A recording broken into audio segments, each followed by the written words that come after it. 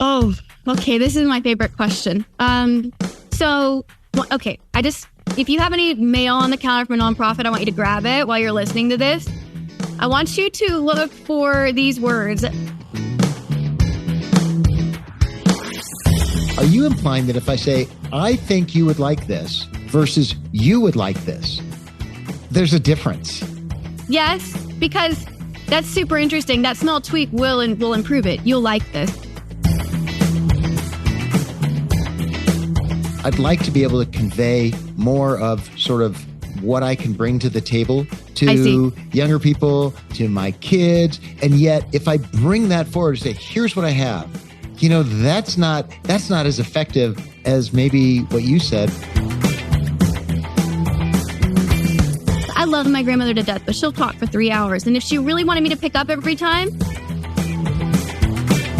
Welcome to the Stubbornly Young podcast for people in their 50s, 60s, and beyond who want to remain engaged in the world and relevant to the younger people in their lives. I'm Dave Tabor, and in the past, I've explored stubbornly young topics with people who are kind of like us, closer to middle age, or maybe are. Since one of the objectives for me is remaining relevant to the younger people in my life, hence this podcast, it seemed time to bring one of those voices onto the podcast with me. And I thought of Danielle Wallace. I've gotten to know Danielle in context of work. She's a consultant to nonprofit fundraisers. And what caught my attention is her high energy, no nonsense advice. And I'm going to ask her for that around topics like communication, social media, who knows what. Danielle, are you ready? Oh, I'm ready. Let's get into it. Good. Yeah. Well, let's start with social media. I mean, what's the energy that you and your peers are feeling in social media now? Sort of like, how would you describe that energy? Oh, the energy, people don't pay attention. So when one of my little siblings, I look at anyone at the mall, if you go to the mall anymore, people just scroll. Like they're not staying on a video for longer than 3 seconds. So the energy is entertain me, make it, be shocking, be something, and you only get 2 to 3 seconds. So it's pretty bad in terms of people don't get on social media to buy things very often anymore. And they also don't get on to learn things. Whereas I would say 5 years ago, people were getting on to learn things and whatnot.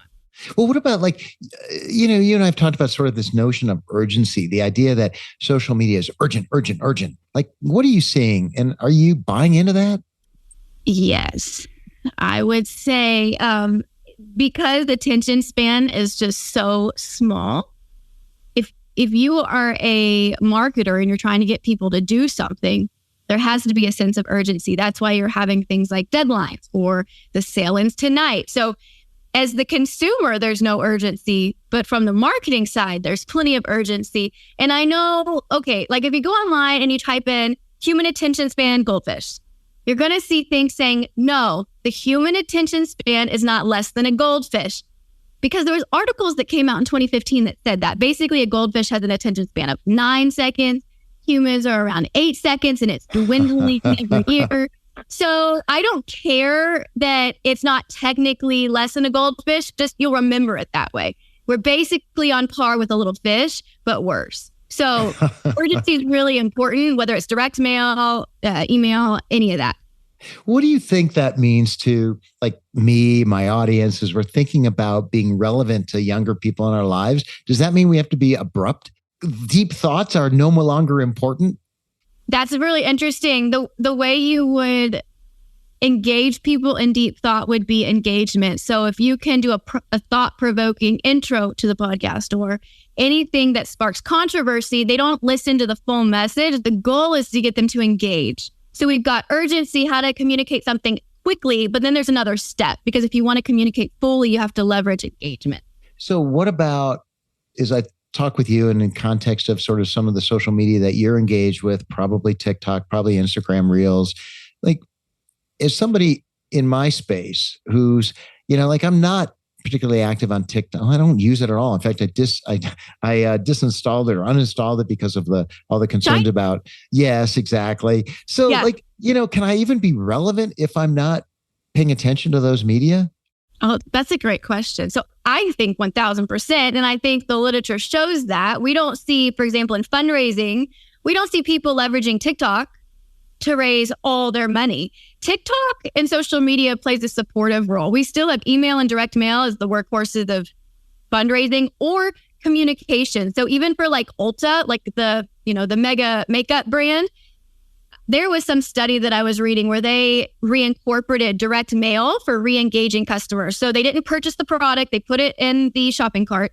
And what they did was they did this mass mail campaign where they sent a postcard to people who never purchased, and it drove up income like crazy. So to combine different channels is super important. So yeah, TikTok, I don't love TikTok. It's mainly for entertainment. And also your customers on Instagram are far more valuable. So you need 100 TikTok customers to make the revenue that maybe one Instagram customer would make. So just because you're on TikTok with 1 million followers, you're monetizing on commercials that you're promoting other people's products, not really they're not buying from you directly. So yeah. Well, when I think about some of the media channels, some of them seem, especially for people in my age bracket. And so, we look at some of these things and say, it's inauthentic, it's bogus. People are creating all these, a lot of noise, a lot of hype. Is that in itself inauthentic, or is it an authentic version in a different way? That's really interesting.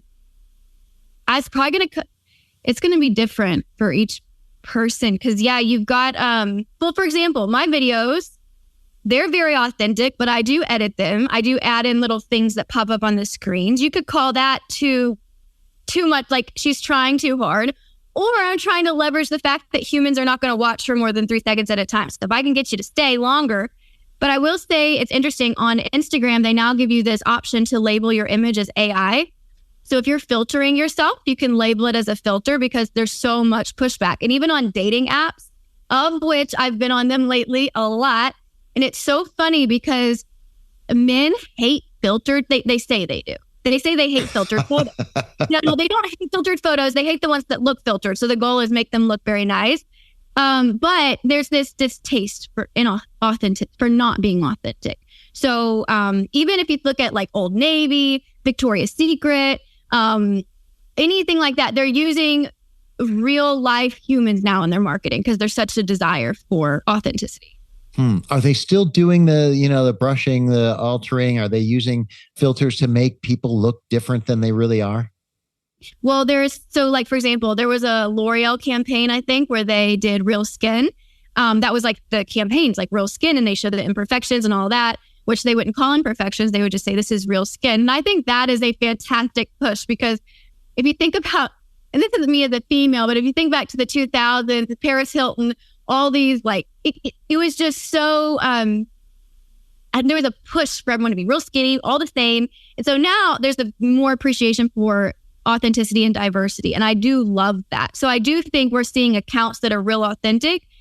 They're getting a lot more, views. Even the social media platforms are sharing them more often. So you'll find if you're a more diverse creator, you're going to get more views. You think that's a trend, or do you think ultimately we're going to go back to highly showy, inauthentic? I mean, is that ultimate? I think we're going to go back. I think humans so much love beautiful things, and I think in the culture right now, we had the Me Too movement, we had all that stuff, and I just think there's a push for authenticity. I don't know if it's going to stick around. We'll see. What do you think? I don't know, which is why I asked you, because I have a sense too, Danielle, that, humans are wired to, sort of you go back to prehistoric times, or you look at the wildlife kingdom and, the lion with the biggest mane, or the toughest bull elk, that's the one that procreates. So I think animals are wired to at least see these things and notice them. I think we're going to swing. So if you look at, I shouldn't watch this stuff, but when my mind needs to be numbed and I just need to stop thinking, I'll watch Selling Sunset on Netflix. Oh my gosh, plastic, big lips, everything. And I think that's one extreme. And then we've got the other extreme where it's like, we're promoting very unhealth by doing all this inclusivity. We're promoting lifestyles that aren't going to help people. So I think we're going to swing back to the middle. I don't know. I like the authenticity though a lot. Yeah. Do you think though your friends do too? I mean, yes, females do. I know that. We'll talk about that some more. Females are like, oh my gosh, we're so grateful to see real.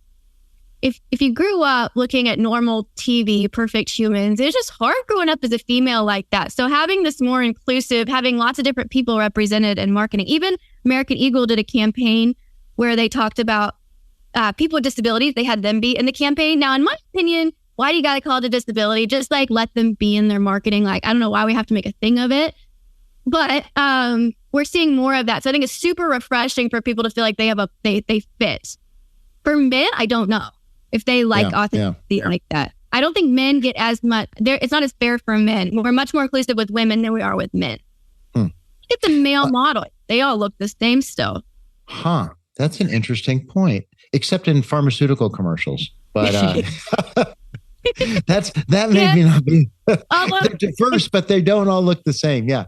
In pharmaceutical commercials, that's not authentic. They look very happy, and I've never seen anyone on that many drugs that feels happy. That's a good point. We've got a little bit of inequality in our marketing, not quite accurate, but yes, that's it. So yeah, think about men though. Men never get, even when we talk about eating disorders, stuff like that, people care about women right now. Nobody's talking about men. I think I don't know if you might have to edit this part out, but I think there's a demonization of men right now, and I don't think it's fair. We need men. So in the Millennial, we need manly men. I don't understand why so anyways, it's just interesting how things swing. So all humans are valuable, and I like authenticity, and I hope it sticks around. You make a living helping nonprofits, you've alluded to this a little bit, improve their email marketing.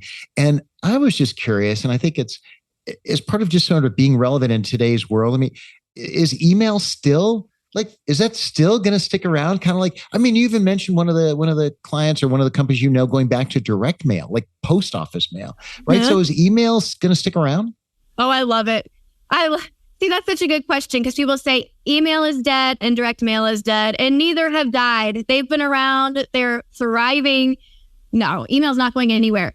So, for example, direct mail will tend to pull a much, much, much higher response rate, like a 5 times higher response rate than email. But email is much cheaper. But when you combine the two, so for example, like multi-channel donors, so a donor who gives via, online, via mail, if they're giving on more than one media channel, they're going to be worth 3 times more.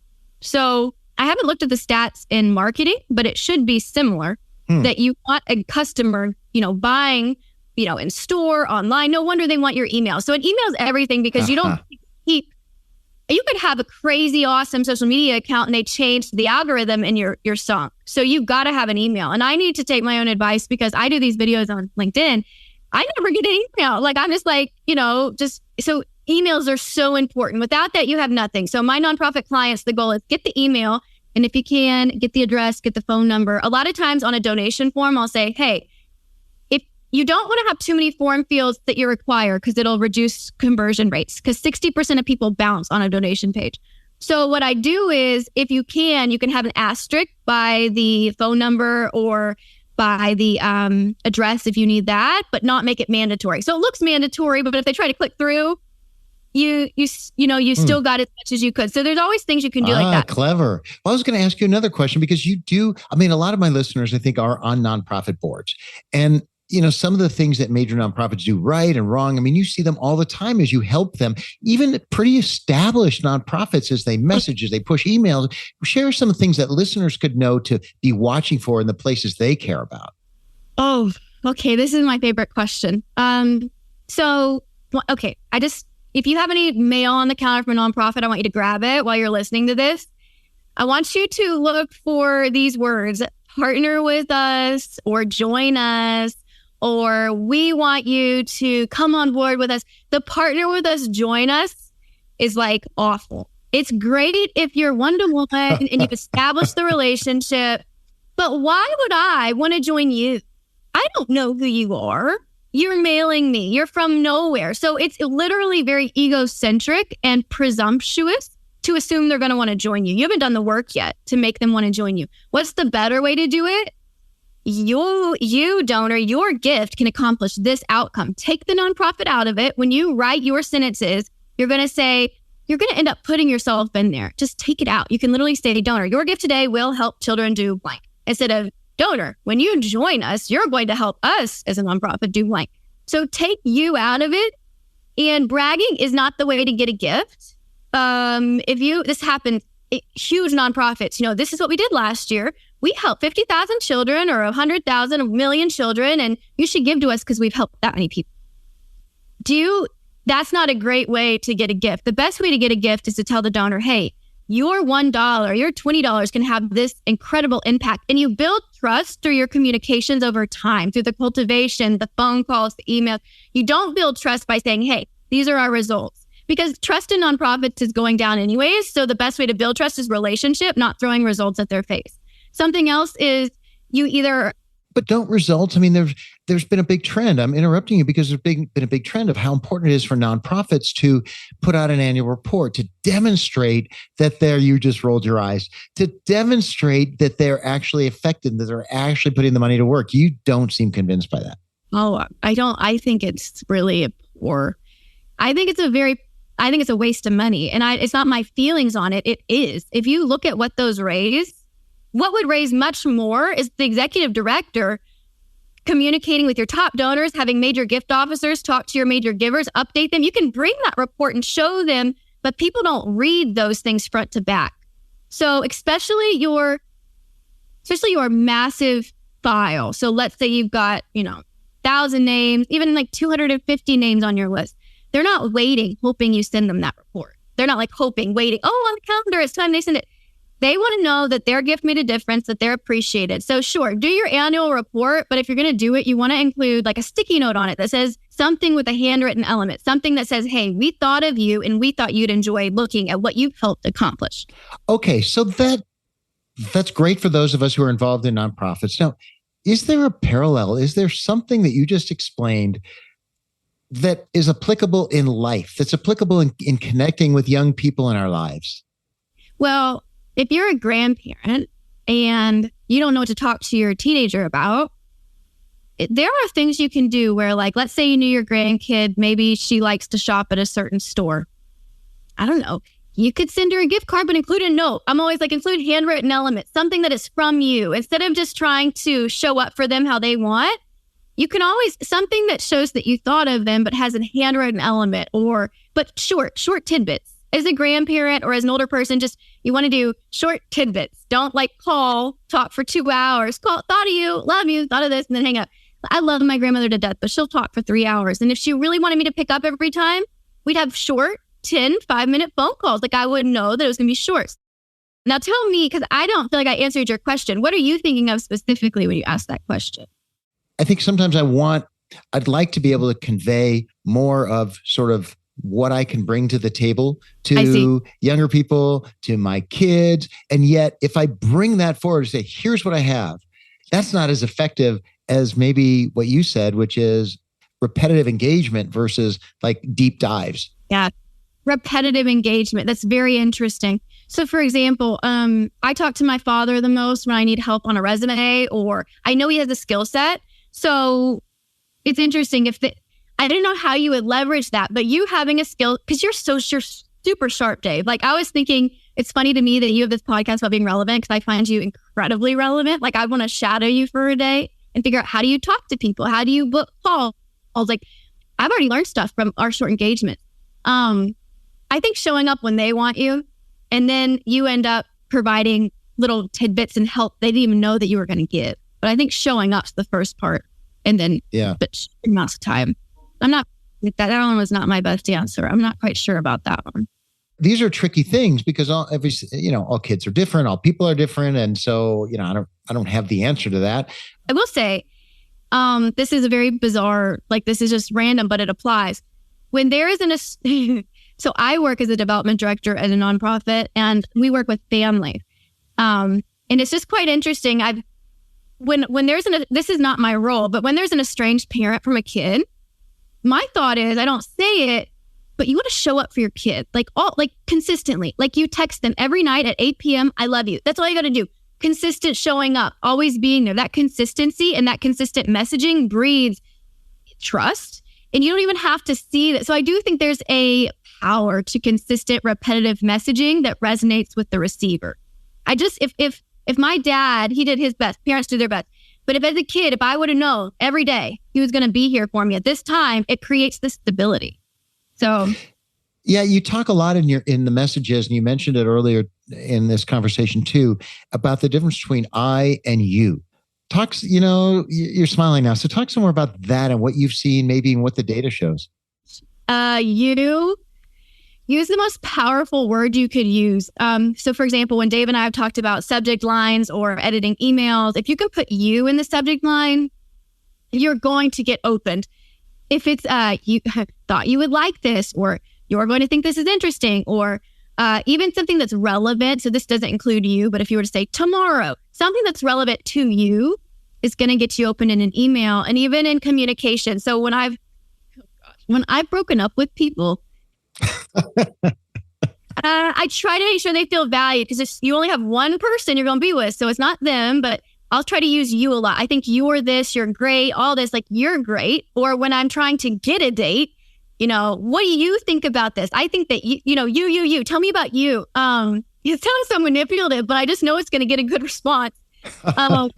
So you is just, it's always the best way to do it. Tom Ahern is like one of the originals, the OGs in the nonprofit copywriting, donor communications. And he always says, what's the you test? So he has people circle the yous as much as they can in a piece of writing.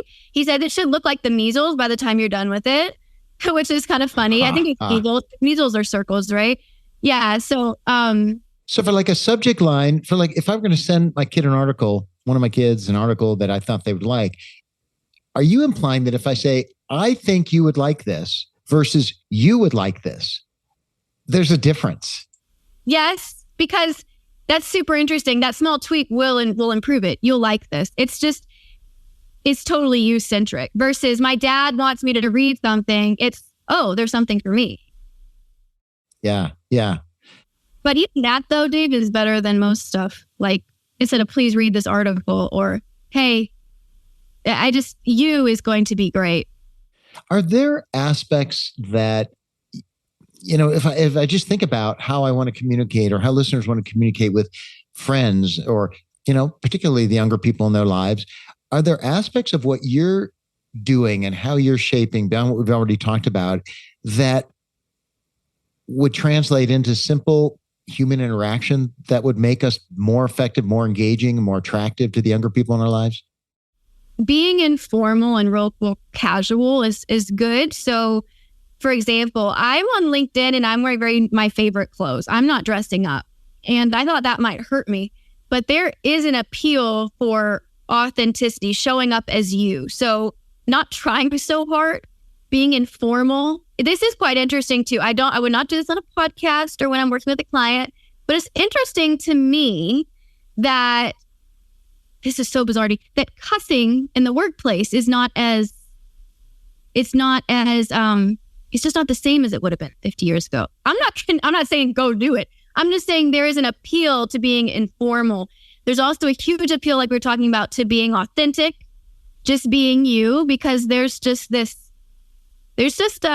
people just want real. The other thing is creativity is really loved right now. So even on social media, the accounts that are creative, the way they do reels, the way they maybe get engagement, creativity tends to pull a bigger response rate, and the platforms favor that. Yeah. Well, how do you juggle that notion of, well, first of all, forcing creativity only looks awkward. That's hilarious. I've never thought of that. Yeah, you can't. That's basic. You can't force creativity. That's really interesting. So I would say your most authentic expression of yourself is going to foster creativity. What if you're a boring person? A boring person. Then you can only rely on you. You just gotta bounce off their energy. Let them talk. It's hilarious. It's amazing what you can find out when you ask questions. Here's what I like to do. So if I am on a sales call and I'm trying to be like on Dave's level, it's going to take me a long time. But when I don't know where to go with the conversation, I just ask a question off the last thing they said. So they say, I'm just, I feel okay. And I'll say, you feel okay? Because Dave and I both read this book called Never split Never the difference. split the difference. Yeah. Uh-huh. The best negotiation strategies is just the repeating of the last thing they said in a question. So asking questions about what they've just said is one of the best ways to do it. If you're boring, but you're not boring. Maybe you just been in your own box for too long. But if you're boring, ask questions. Ask questions. The other thing is the social events and current issues. It's amazing to me how much Gen Z really, really, really cares about global warming and social activism, all that stuff. It was not, as a millennial, it was not on my radar, but it is theirs. So if you're older and you want to talk to somebody, like just a random kid about social issues, they'll talk to you about it. Wild. One of the things you mentioned, you and I have talked about in communicating is not to be cute, but to be clear. I don't know. Does that make sense in a conversational moment, or is that really just in written communication? Writing. Well, I'm super literal. I don't understand jokes. I've always wondered if I'm a tiny bit on the spectrum because I'm like, I just don't. I do not get jokes. I don't. So I think you can be cute in person if you want. But if you want to get a message across and you don't have someone's attention for very long, you can't be cute. You just have to be very clear, but especially for written. All right. I thought since I've got you here in this context on my podcast, Stubbornly Young, that I would ask you for your thoughts and your advice about, what this podcast could do to better engage both with my audience, but also sort of move into that flow of helping people remain relevant to the younger people in their lives, engage in the world, and so forth. Wow. I think it's really honor you to ask me because, again, I really admire Dave because there's so much in this small amount of time that I've learned from him, especially about how to communicate, especially professionally. So I feel honored you to ask. There's something I want you to write down. There's a podcast called Diary of a CEO. And the way he does these intros, he'll basically have cliffhangers. So he'll do 6 different, short clips from the podcast, but they'll be cliffhangers. And that's a fantastic way to get people to listen. So for you, when you start, you have the best quotes from the interview, but they complete the thought. And so why would I listen if they complete the thought? So this is a thought. You could always try doing more of a cliffhanger type. You can do it for all of them, but I think instead of summarizing it, it's like an email subject line. Don't summarize that subject line. Don't summarize the message content unless you know they're going to open. Your intros are almost like that. If you know your audience wants it, perfect. You've summarized it. Otherwise, though, if you want them to keep listening, that might be a way to get people to listen longer. I don't know. That's clever. Listeners, check that out. I'm going to see if I can do it on this episode and then going forward. We'll see what you said, Danielle. That could be a cliffhanger. Oh, okay. Hopefully I give you some. Because you can't do it with everybody. I totally get that.